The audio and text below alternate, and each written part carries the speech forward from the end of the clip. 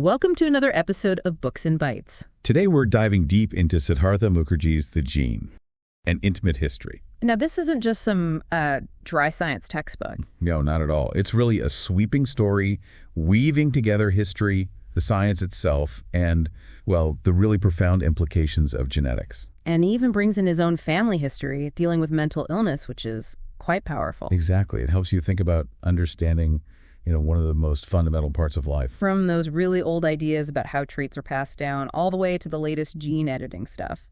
So our mission today is basically to unpack the core ideas from this amazing book and figure out why this story, the story of the gene, really matters so much. Yeah, why it's so relevant to all of us. What really jumps out right away is how Mukherjee connects the big picture science to his own family's experiences. Right, the struggles with schizophrenia, bipolar disorder. It makes it very real. It does. And it forces you to grapple with that central question.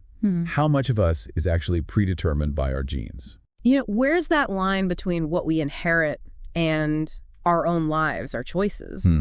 Grounding it like that shows genetics isn't just abstract science out there somewhere. It affects real people. It absolutely reframes the whole thing. And thinking historically, before we even had the word gene, how did people explain heredity? Well, that's the fascinating part. That missing science of heredity, as Mukherjee puts it, people saw resemblances, obviously. Sure, kids looking like their parents, but the how is a mystery. Exactly. Even Darwin, with his incredible theory of evolution, he didn't have that piece. He knew advantageous traits were selected for. But not the mechanism, how they were actually transmitted generation to generation. Precisely. And that brings us to Gregor Mendel, working away quietly in his monastery garden with pea plants. His work was just foundational. Those experiments were so meticulous. Incredibly meticulous. And they revealed the basic rules. These discrete units, dominant and recessive traits, predictable ratios. All without seeing DNA or chromosomes, just by observation and counting peas. It's quite remarkable. And the fact that his discoveries were basically ignored for decades is also kind of wild. It really is a revolutionary idea that heredity wasn't just a blending, but involved these distinct factors. Then, fast forward to around 1900, suddenly his work gets rediscovered by 3 different botanists independently.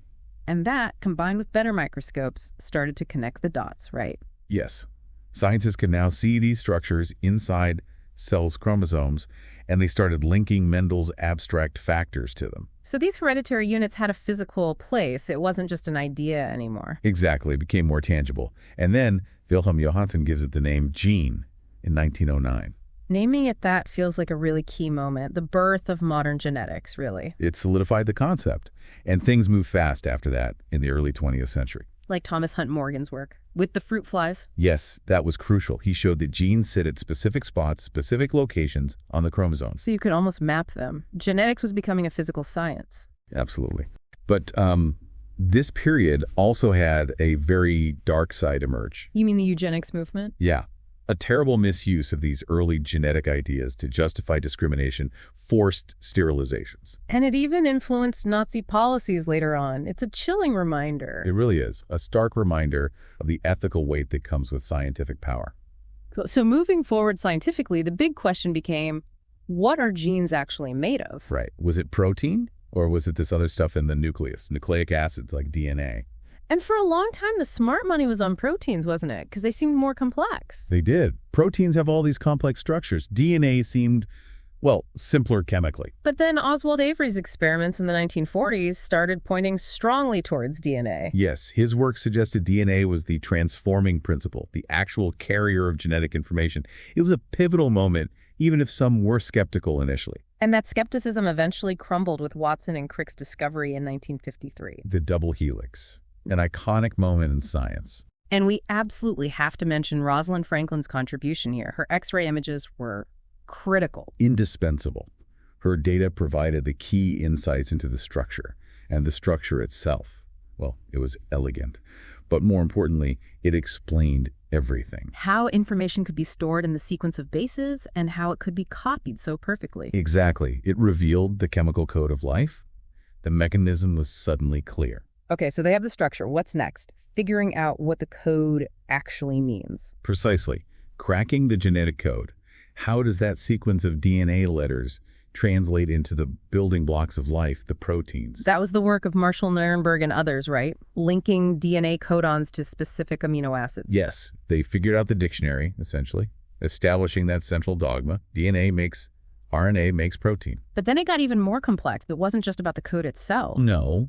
Jacob and Monod discovered genetic regulation, the idea that genes can be switched on and off. Like light switches, so the code isn't always active. Right. Gene expression is dynamic. It responds to signals to the environment.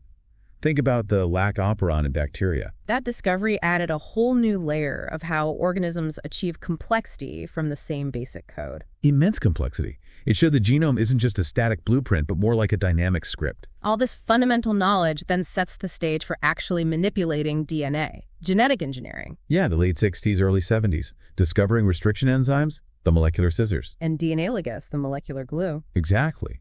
Those tools allowed Paul Berg to create the first recombinant DNA molecule in 1972, combining DNA from different sources. The birth of genetic engineering must have been incredibly exciting, but also maybe a bit scary. Definitely both. The potential was huge, but so were the ethical questions. What could this lead to? Which led to the Asilmar Conference. Yes, in 1975, scientists themselves pausing to say, okay, let's figure out some safety guidelines here. A remarkable instance of scientific self-regulation. Really important. Okay, let's jump ahead to the 1990s, the Human Genome Project. A massive, ambitious undertaking to sequence all 3 billion base pairs of human DNA. A huge international collaboration. And wasn't there a bit of a race with a private company? There was. Craig Venter's Celera Genomics ran a parallel effort using a different approach.